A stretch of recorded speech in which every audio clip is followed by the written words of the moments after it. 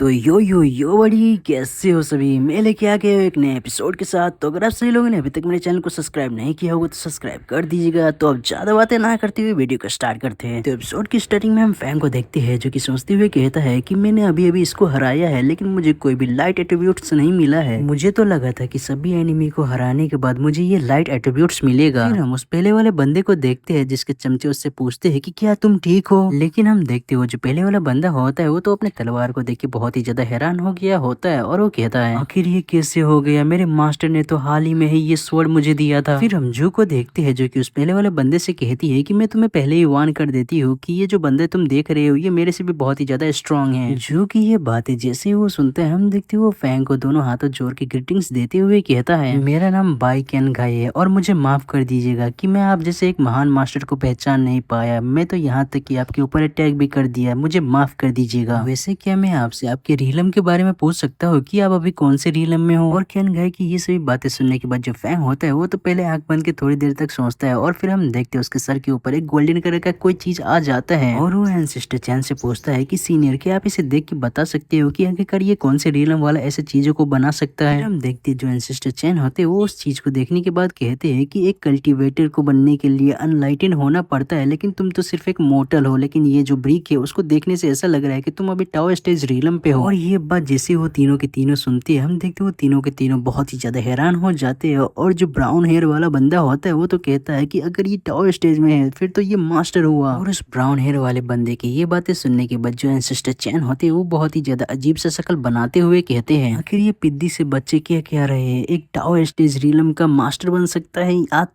आखिर इस धरती पे ऐसा गलत क्या हो गया है जो कि इन लोगों को एक पिद्दी सा बेवकूफ लड़का मास्टर लग रहा है। हम फैंग को देखते हैं जो कि अपने मन में कहता है कि आखिरकार इस दुनिया को हो क्या गया है, ये तो दुनिया बहुत ही ज्यादा चेंज हो गया है। 3000 साल लगते हैं एक सिविलाइजेशन को पैदा होने में जबकि दूसरी ओर जो पहले वाला सिविलाइजेशन होता है वो पूरी तरह से डिस्ट्रॉय हो जाता है। लेकिन तभी हम देखते हैं जो पिंक वाली लड़की होती है वो चिल्लाते हुए कहती है कि सभी लोग ध्यान से सुनो, इसके बातों से बेवकूफ मत बनना। टाओ स्टेज रीलम का ब्रिक होता है वो तो बहुत ही ज्यादा बड़ा होता है, लिंग तुम्हें तो याद ही होगा। और ये सुनने के बाद जो लिंग होता है वो बहुत ही ज्यादा खुश होते हुए कहता है कि जो हमारा मास्टर है वो भी एक टावर स्टेज रीलम के मास्टर है लेकिन उनका तो बहुत ही ज्यादा बड़ा था जबकि इसका बहुत ही ज्यादा छोटा था, बिल्कुल एक ब्रिक के जैसा। फिर हम देखते हैं जो पिंक बाल वाली लड़की होती है वो अपने पास से एक तलिस्मान को निकाल लेती है और वो फेंकी और फेंकते हुए कहती है अभी के अभी इस फेक टावर स्टेज रीलम वाले बंदे का असली चेहरा दिखाती हूँ। हम देखते हैं जो तलिस्मान होता है वो सीधा जाके हमारे फैंग के सिर के ऊपर लग जाता है जिसे देखने के बाद जो फैंग होते हैं वो एंसेस्टर चैन से पूछते हुए कहता है कि सर आखिर ये क्या है। और ये सुनने के बाद जो एंसेस्टर चैन होते हैं वो फैंग से कहते हैं कि ये एक सोल डिवोरिंग एमुलेट है और ये गरीब बच्चों के लिए बस एक फिजूल खर्च है। लेकिन जो टावर स्टेज रीलम वाले बंदे होते हैं उनके ऊपर ये एमुलेट बिल्कुल भी काम नहीं करते। फिर जो पिंक बाल वाली लड़की होती है वो अपने बंदों से कहती है कि अब तुम सभी के सभी मुझे फॉलो करो क्योंकि उनमें से अभी एक सोल डिवोरिंग एमुलेट की वजह से फ्रीज हो गया है। तो फिर चलो अब हम इनके ऊपर अटैक करते हैं, अब हम इनसे बहुत ही ज्यादा आराम से निपट सकते हैं। और ये सुनने के बाद जो फैंग होता है वो पहले तो बहुत ही ज्यादा आराम से अपने सिर के ऊपर से वो तलिस्मान को हटाता है और वो कहता है कि आखिर तुम्हें किसने कह दिया कि मैं मूव नहीं कर सकता हूँ। और ये देखने के बाद जो तीनों होते हो तो बहुत ही ज्यादा हैरान हो जाते हो और उनके मुंह खोले के खुले रह जाते हो। वो लोग बहुत ही ज्यादा चिल्लाते हुए कहते हैं कि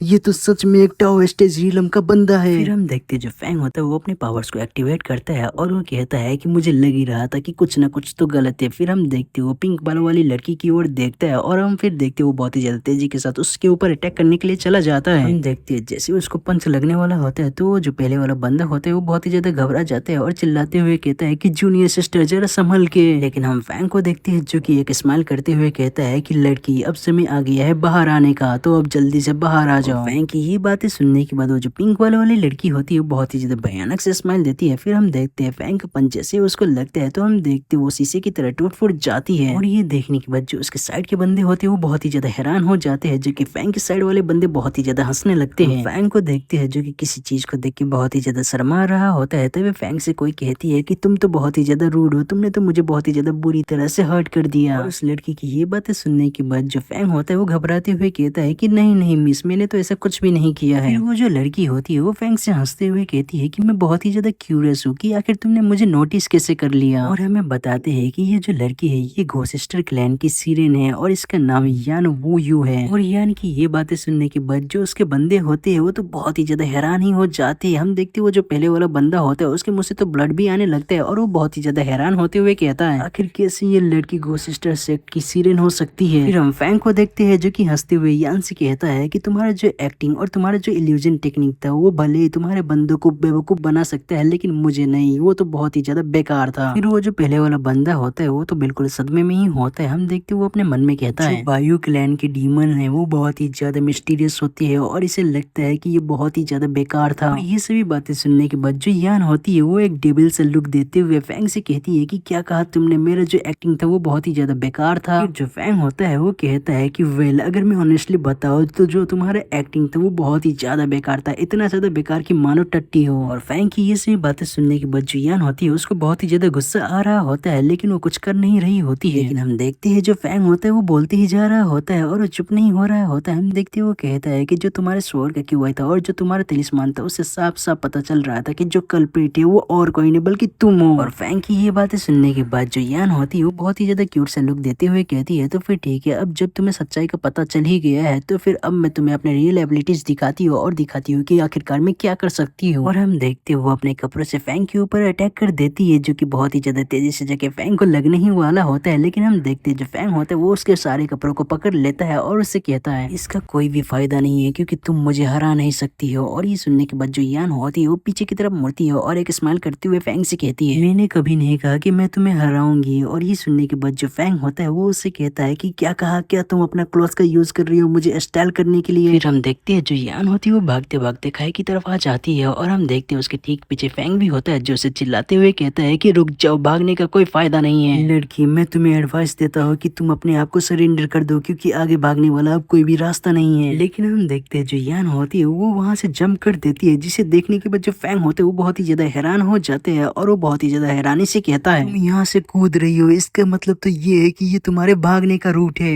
देखते हो जो लड़की होती है वो वहां से कूद जाती है और फैंग को बाय बोलते हुए कहती है कि बाय बाय बच्चे और मेरा नाम याद रखना, मेरा नाम यान है। हम देखते हैं फैंग उसके पास पहुंच गया होता है लेकिन हम देखते हैं तब तक बहुत ही ज्यादा देर हो गया होता है क्योंकि वो कूद गई होती है। और हम फिर देखते हैं वो अचानक से फ्लावर में बदल जाती है। फिर वो जो पहले वाला बंदा होता है वो फैंग से कहता है कि आखिर उस बायोडिमोनिस गर्ल ने आखिरकार वहां से जंप क्यों किया। हम देखते हैं जो फैंग होता है वो बहुत ही ज्यादा कंफ्यूज लग रहा होता है और वो अपने मन में कहता है कुछ तो अजीब है क्योंकि मुझे ऐसा क्यों फील हो रहा है जैसे कि वो मेरे पास में ही है। फिर हम देखते हैं जो फैंग होता है वो पीछे की तरफ मुड़ता है और वो अपने आंखों के पावर को एक्टिव कर लेता है। फिर हम देखते हैं वो पैर की ओर देखने लगता है जिसमें से बहुत ही ज्यादा अजीब सा ऑरा निकल रहा होता है। लेकिन जो हमारा ये वाला एपिसोड होता है वो यहीं पे खत्म हो जाता है। आशा करता हूँ कि आप सही लोगों को ये नया एपिसोड पसंद आया होगा और अगर पसंद आया होगा तो लाइक शेयर कमेंट करके चैनल को सब्सक्राइब भी कर दीजिएगा। और जाने से पहले आप सही लोग मेरे सेकंड चैनल और गेमिंग चैनल को भी सब्सक्राइब कर दीजिएगा जिसका लिंक आप सभी लोगों को डिस्क्रिप्शन के अंदर मिल जाएगा। तो फिर मिलते हैं फिर किसी और नए वीडियो के साथ, तब तक के लिए टाटा बाय बाय।